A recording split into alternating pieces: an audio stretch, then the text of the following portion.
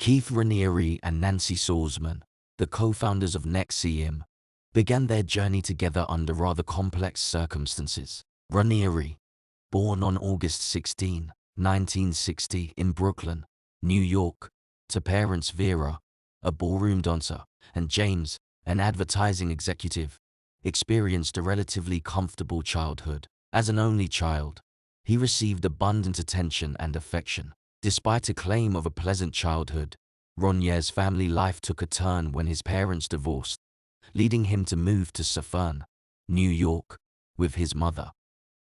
This transition marked a significant change in young Reniere, who, from being outgoing, became increasingly reserved and introspective. It was during this time that he developed a keen interest in reading, particularly gravitating towards books on mind control and influential texts like Isaac Asimov's Second Foundation, a novel centered around psychological strategies for societal control. Reniere's intellectual curiosity didn't stop at literature. By the age of 12, he was already teaching himself multiple languages, showcasing his remarkable intellectual capabilities. His teenage years saw him joining Amway, a popular multi-level marketing (MLM) company at the time, where he sharpened his skills in sales and persuasion, skills that would later become pivotal in his career as a cult leader. Post-high school, Reniere attended Rensselaer Polytechnic Institute in Troy, New York, where he graduated with a modest 2.2 GPA. His lackluster academic performance was a stark contrast to his intellectual prowess, as he rarely attended classes, choosing instead to focus on his business ventures. During his college years, Reniere founded Consumers Byline Inc., an MLM enterprise that, despite its initial success, faced legal challenges for being a pyramid scheme. After the collapse of Consumers Byline, Reniere ventured into another MLM enterprise, National Health Network, which dealt with supplements and weight loss products. However, this too fell into legal troubles, resulting in Reniere being fined and legally restricted from participating in chain distribution schemes. During these tumultuous times, Reniere's personal life was equally complicated. His marriage with Toni Natalie, a key figure in his business ventures, ended in divorce, leaving Natalie in a state of distress. Seeking comfort and guidance, Natalie turned to her friend Nancy Salzman, a nurse with expertise in hypnotism and neuro-linguistic programming. Toni asked her friend to meet with Keith to give her personal feedback on her then-husband. Salzman's meeting with Reniere proved to be a pivotal moment. Despite Natalie's apprehensions, Salzman emerged from the encounter deeply impressed by Reniere, convinced of his extraordinary capabilities and vision for changing the world. This marked the beginning of a new partnership between Reniere and Salzman. Their first joint venture, Executive Success Programs, offered courses in self-improvement and empowerment. However, the business faced skepticism due to Reniere's controversial past. This prompted a rebranding to NXIVM, a name inspired by a video game power that symbolizes the increase of one's strength through the destruction of enemies, an apt metaphor for the path Reniere and Salzman would embark on in the creation of their cult. The transformation of NXIVM from a seemingly innocuous self-improvement group to a manipulative cult can be traced back to the unique backgrounds of its founders, Keith Reniere and Nancy Salzman. Reniere, a man who had been dabbling in mind control techniques since he was 12, and Salzman, a nurse with expertise in hypnotism and neuro-linguistic programming, combined their skills to create a powerful and persuasive self-help program. NXIVM operated under the guise of the Executive Success Programs, ESP, which Reniere and Salzman marketed as a means to achieve self-enlightenment and lead a fulfilling life. Unlike traditional MLM models, ESP did not sell tangible products but rather costly advice and guidance. The program was divided into various levels, each more expensive than the last, with a 5-day course priced at $2,700, an 11-day course at $5,100, and a highly recommended 16-day course costing $7,600. These high fees were justified by the promise of profound personal transformation. The ESP sessions were held in hotel ballrooms, where participants watched VHS tapes of Reniere speaking. Despite his physical absence, participants were also given daily assignments or integrations to align their actions with their aspirations. This approach created a dependency on the program, as members attributed their personal successes to NXIVM's teachings rather than their own efforts. Reniere and Salzman also introduced a system called rational inquiry, where they would assess individuals' lives and prescribe changes based on their standards. This system veered into control and manipulation, as it often required members to conform to the leader's views rather than their own. In addition to the psychological control, NXIVM's hierarchy was visually represented through a system of colored sashes. Reniere and Salzman wore distinctive silvery blue sashes, symbolizing their supreme status, while new members wore orange sashes, indicating their lower rank. This ranking system fueled a culture of competition and veneration towards the leaders. Despite the ostensibly benevolent goal of self-improvement, the reality of NXIVM was starkly different. The group's methods were manipulative, exploiting members financially and emotionally. Reniere was not just a mentor, but was seen as a godlike figure, claiming mystical powers and exploiting his high intelligence for personal gain. His recruitment of influential individuals, like director Mark Vincent and actress Sarah Edmondson, further expanded NXIVM's reach and legitimacy. However, beneath the surface of this self-improvement facade, NXIVM was spiraling into a cult, with Reniere and Salzman at its helm, leading their followers down a dangerous path of manipulation and control. Sarah Edmondson, a Canadian actress known for her roles in various youth-focused shows, found herself at a crossroads in her career, seeking more adult-oriented roles. It was during this transitional phase that she went on a cruise with her husband, where she encountered Mark Vincent, a successful director known for his work on the documentary series The Vow and What the Bleep Do We Know.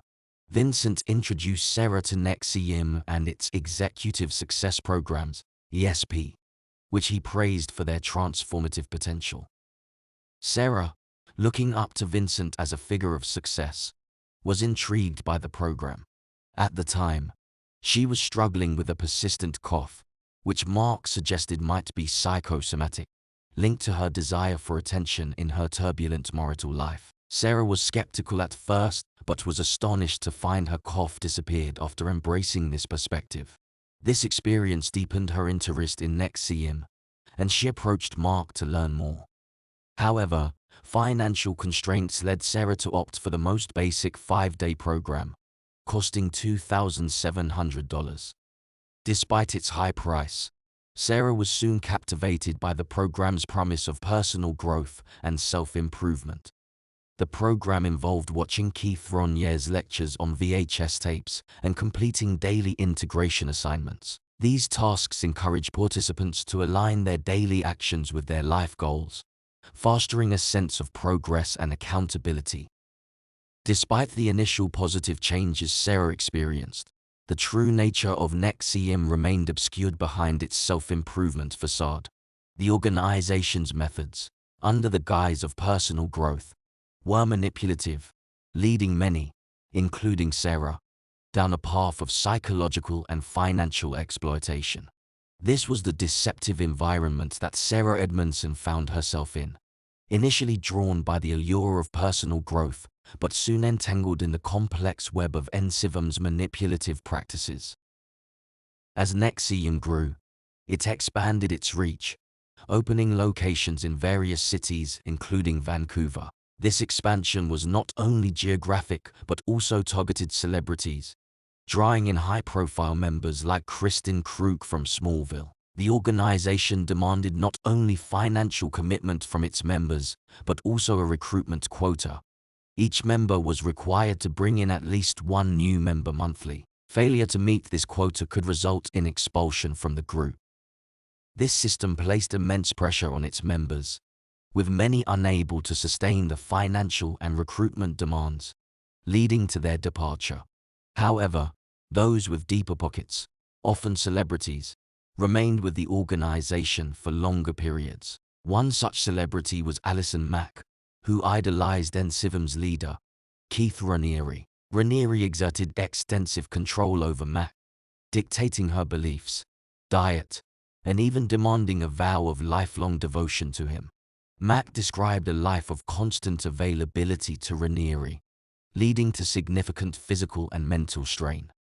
This intense control extended beyond Mack. Reniere meticulously monitored the calorie intake of many female members, fostering a culture of physical and psychological control. Bonnie P.S., wife of Mark Vicente, a noted director and NXIVM member, quickly discerned the cult-like nature of NXIVM. Despite her initial reservations, she tried to confide in her husband. However, Vicente dismissed her concerns, attributing her exhaustion and discomfort to her limiting beliefs and lack of commitment to NXIVM's ideals.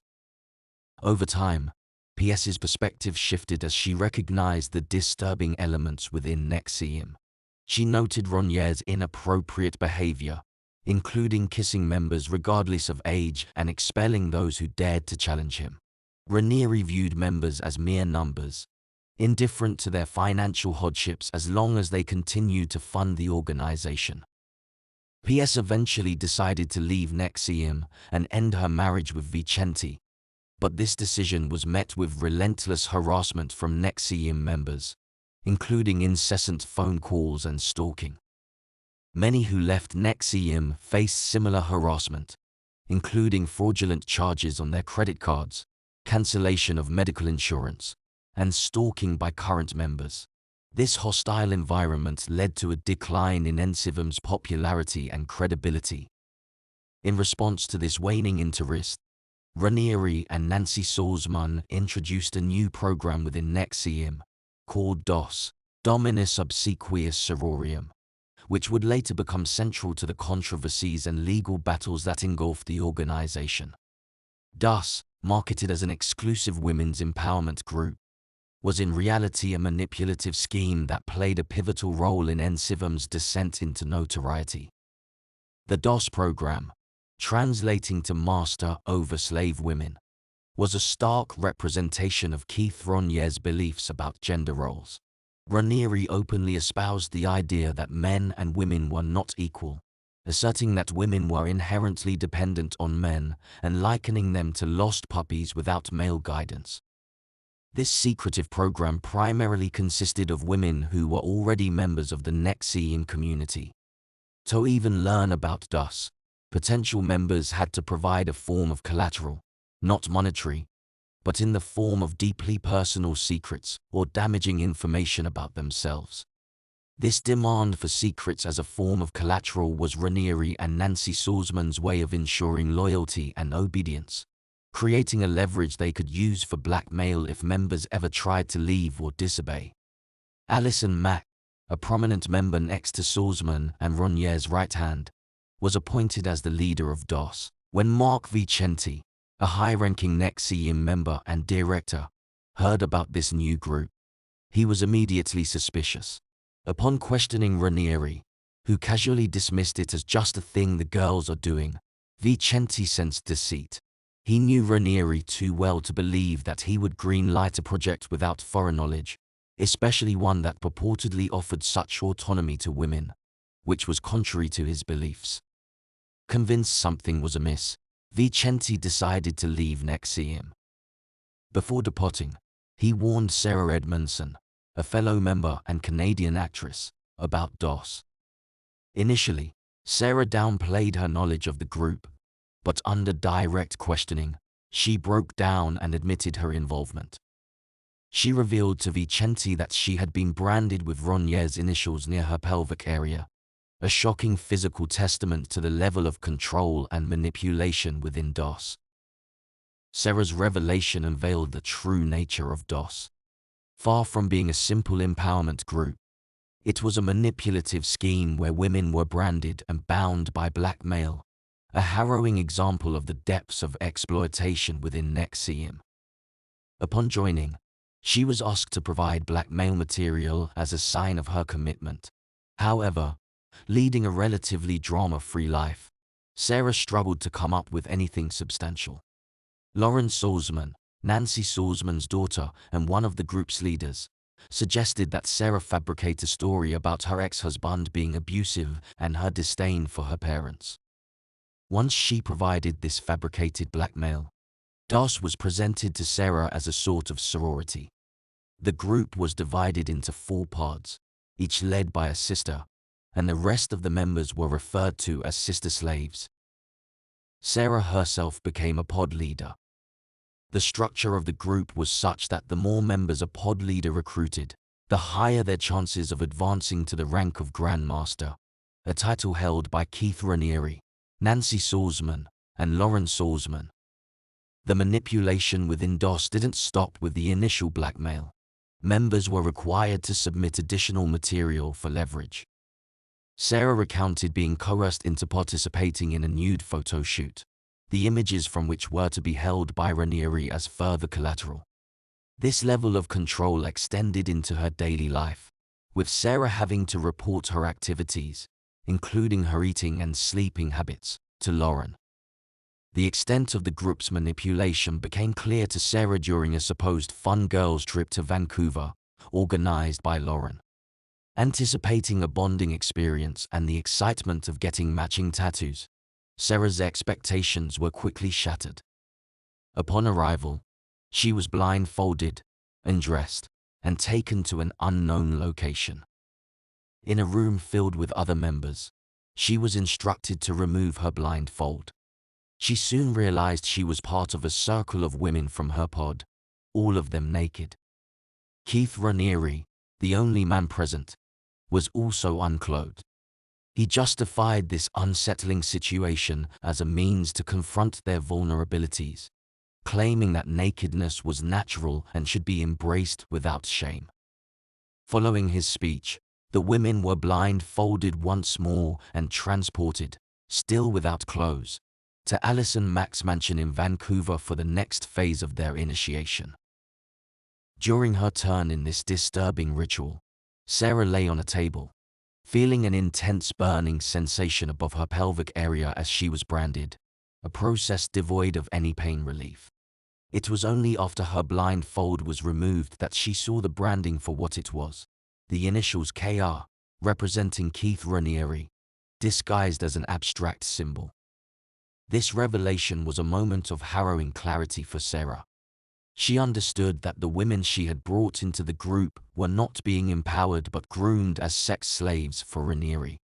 His warped philosophy dictated that men were inherently non-monogamous while women were meant to be monogamous, which he used to justify a continuous cycle of sexual relationships with numerous women. Sarah's disclosure to Mark Vicente about Duz's true nature led to a confrontation with Lauren Salzman. Lauren, upon learning of Sarah's confession, accused her of betrayal, insisting that men could never comprehend their cause.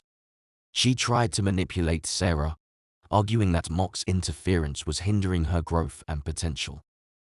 This manipulation mirrored the tactics used in ESP, where young women were specifically targeted and lured under the guise of a casual, spiritually uplifting women's group.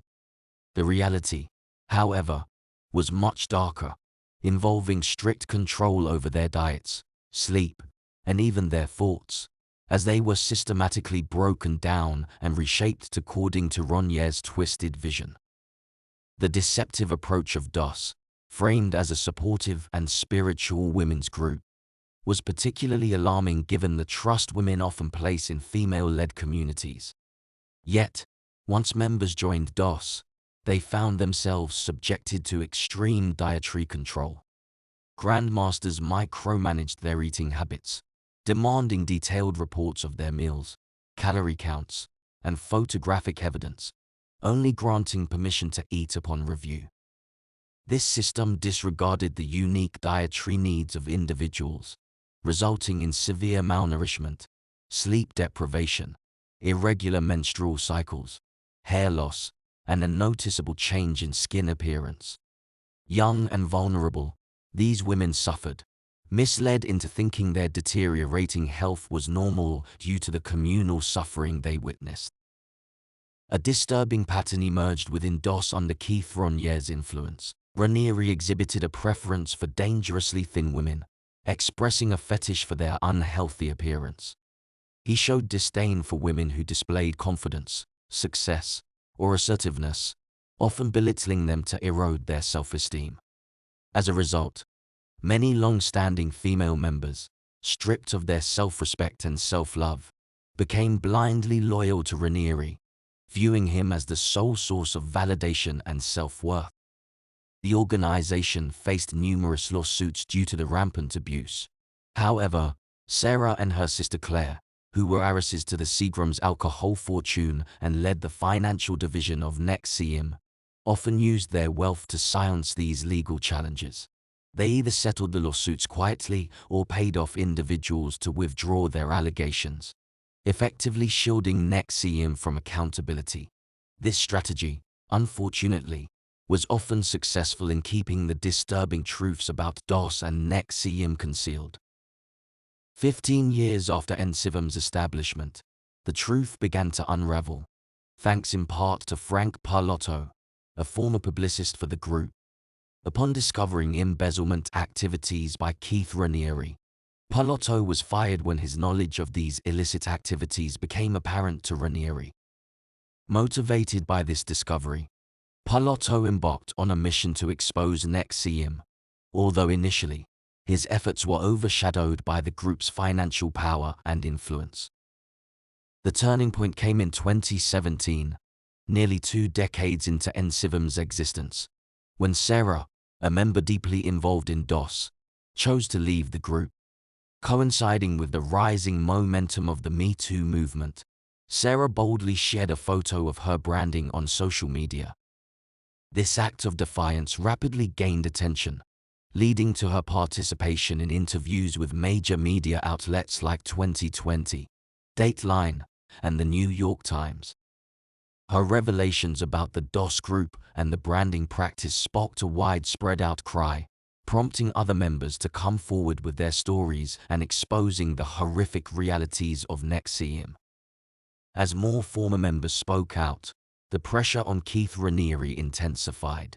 With his initials literally branded on women, Reniere found himself unable to justify or explain away the mounting evidence against him.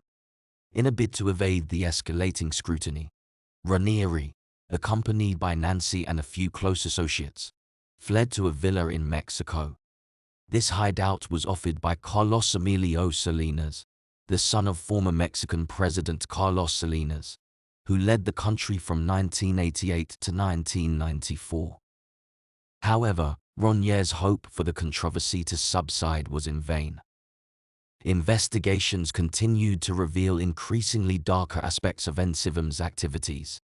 The Times-Union published an article featuring testimonies from teenage girls who claimed they were recruited into DOS only to be sexually assaulted. These revelations solidified the public's condemnation of NXIVM and intensified the legal pursuit against Reniere and his inner circle. One of the girls was 12 years old when she was introduced to Keith, her mother having been part of NXIVM. Over time, Keith manipulated and brainwashed the young girl, resulting in her following his wishes and having sexual relations with him. Some of Keith's manipulation tactics were to tell her that if she had sex with him, she would get mystical powers, and that it was an honor to share intimacy with someone as great and powerful as himself. He also told the young girls that if they had sex with anyone else, he would lose his powers. When police caught up to Keith in Mexico the following year, in 2018, he was in the middle of a recommitment ceremony with women and girls from his cult. They were performing the ceremony on Keith, orally. On May 7, 2019, the trial involving Keith Reniere began. One of the more sordid things which came to light was that involving 3 sisters. Their entire family were followers of NXIVM and followed out Keith's orders and requests. His desire was to impregnate the firstborn daughter. When this happened, Keith bought the family a house, where they were to raise the child. The second sister had sexual relations with Keith on her 18th birthday to show her unconditional commitment to him. During the court case, evidence came to light that all three of the sisters had been impregnated by Keith, but they had all had abortions. The third sister had endured even more hardships when she had been forced into solitary confinement by Keith. His reasoning to her family and others was that she had been caught stealing, but the sad truth was that she had fallen in love with someone else. After 2 years of being locked away, alone without seeing another soul, other than perhaps a visit from Keith, Lauren or Nancy, Keith then told her father to drop her at the Mexican border with $80 and no identification. Her father followed the orders. It was due to this that the young girl was eventually found wandering the streets alone. Once rescued, she was able to then testify against Keith in court. Further tragic and mysterious circumstances surround Gina Hutchinson and Kristen Snyder, both linked to NXIVM. Gina Hutchinson was 33 years old when she was found dead with a gunshot wound, a situation inconsistent with her gentle and compassionate nature. Publicist Frank Palotto's investigation suggested that it was deemed impossible Gina inflicted the wound herself, raising suspicions of someone within NXIVM being responsible. Kristen Snyder, 30, an aspiring entrepreneur and environmental consultant, vanished after being ejected from a NXIVM seminar. Her abandoned truck was later discovered, containing a suicide note stating that NXIVM had eroded her sanity. Despite efforts, her body was never found. There were allegations that Reniere had non-consensual sexual interactions with her, which might have led to a pregnancy. This strained relationship with Reniere and her subsequent disappearance after announcing her pregnancy during a seminar fueled speculation about foul play. Reniere's involvement in the deaths of 2 long-term girlfriends, both diagnosed with cancer, also raised suspicions.